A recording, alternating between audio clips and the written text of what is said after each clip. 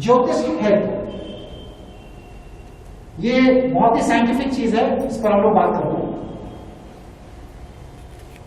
ज्योतिष को अवैज्ञानिक कहने वाले व्यक्ति प्राय वो होते हैं जिनका ज्योतिष पर अध्ययन नहीं,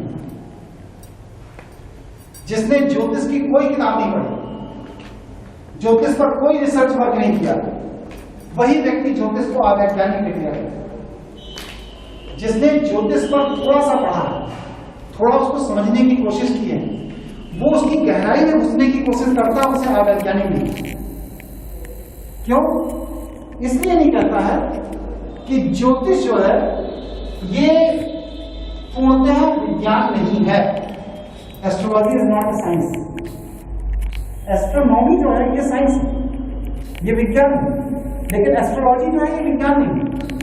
बेसिक अंतर क्या है कि हम लोग चीजों को 3 डायमेंशनल देखते हैं, लंबाई, चौड़ाई और ऊंचाई।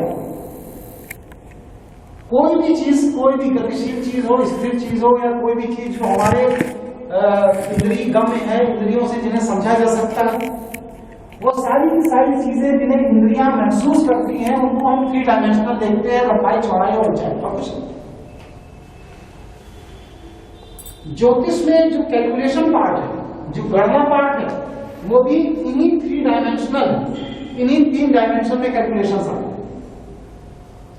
लेकिन जब आप इस 3 डायमेंशनल लाइफ को समय के साथ जोड़ देते, काल के साथ, टाइम के साथ, स्पेस के साथ, तो आप ज्योतिषी हो।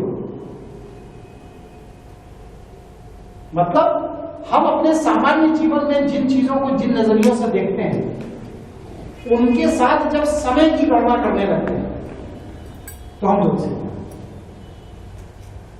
फर्क क्या? अब सेकंड स्टेज क्या है इसकी कि लंबाई, चौड़ाई, ऊंचाई की एक यूनिट है, ये आज है कल नहीं है। लेकिन काल, समय, ये कंबाइंड यूनिट है, ये सदैव थी और सदैव रहेगी। समय को कभी भी विभक्त नहीं किया जा सकता। अभी का प्रेजेंट कल का पास्ट होगा, कल आने वाला फ्यूचर कल प्रेजेंट हो जाएगा। ये हमने अपनी सुविधा के लिए किया, लेकिन कहीं कोई भी ऐसा माइक्रो सेकंड नहीं है जहां से हम उसको काट के ये कह दें कि ये पोर्शन पास्ट का है, ये पोर्शन फ्यूचर है। नहीं कह सकते।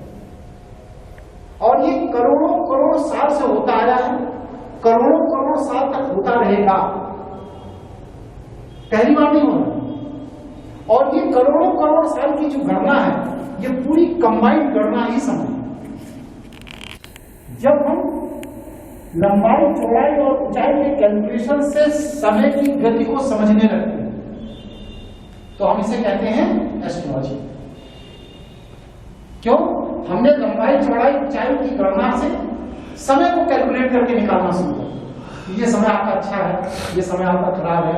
12 साल की उम्र में आपको चोट लगी थी, 16 साल की उम्र में आपकी पत्नी से लड़ाई झगड़ा हो गया था, 35 साल की उम्र में आपके पिताजी मर गए थे।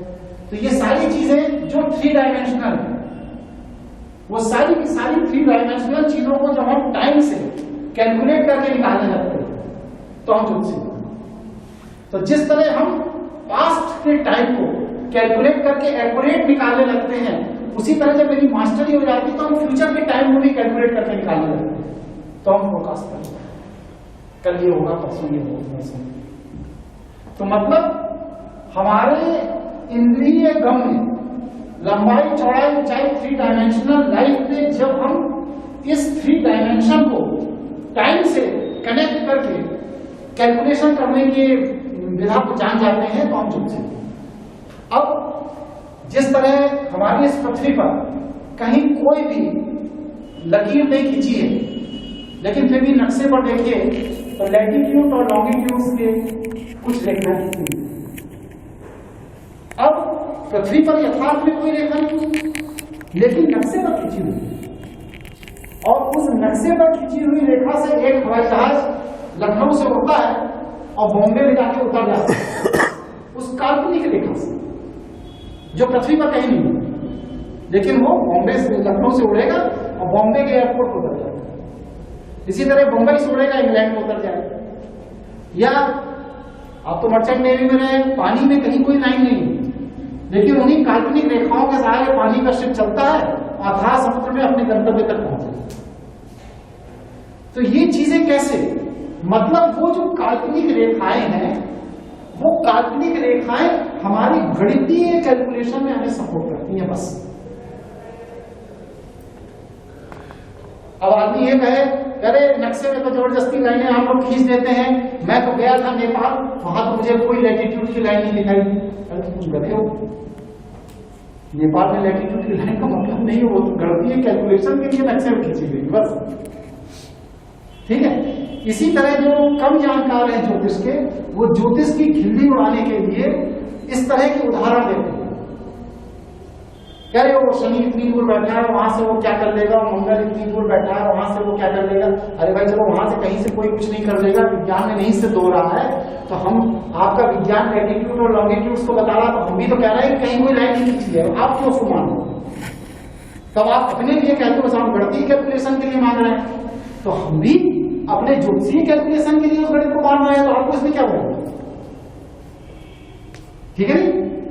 तो इसलिए जैसे छोटे क्लास का बच्चा होता है, तो उसकी आप कॉपी देखिए, तो उसमें डॉट से ए बना दिया जाता है, डॉट से बी बना दिया जाता है, सी बना दिया जाता है, का बना दिया जाता है, रा बना दिया जाता है। तो बच्चा को प्रैक्टिस कराई जाती है कि देखो बेटा, ऐसे ऐसे ऐसे लाइन खींचोगे तो तुम रा लिखना सीख जाओगे।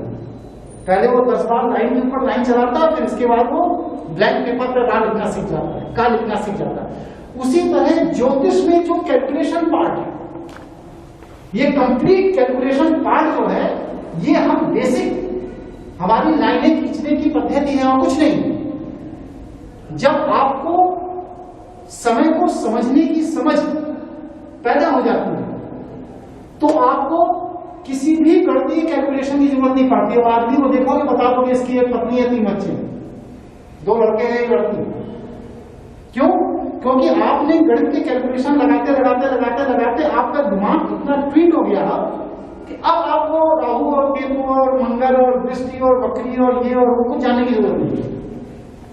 इसीलिए कहते नहीं, अरे बड़ा ऊंचा संत था क्या कहा, मैं उसके पास गया, उसने बता दिया कि तुम्हारे पिताजी 3 महीने बाद मर जाएंगे और मर जाएंगे।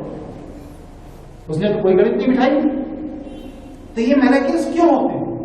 ये मैराकिल्स इसलिए होते हैं क्योंकि उस व्यक्ति ने साधना की इस स्थिति को प्राप्त करने के पहले इस तरह की गणितीय कैलकुलेशन किए, लकीरों पर पेंसिल चलाई और आज वो एक अच्छा राइटर हो गया।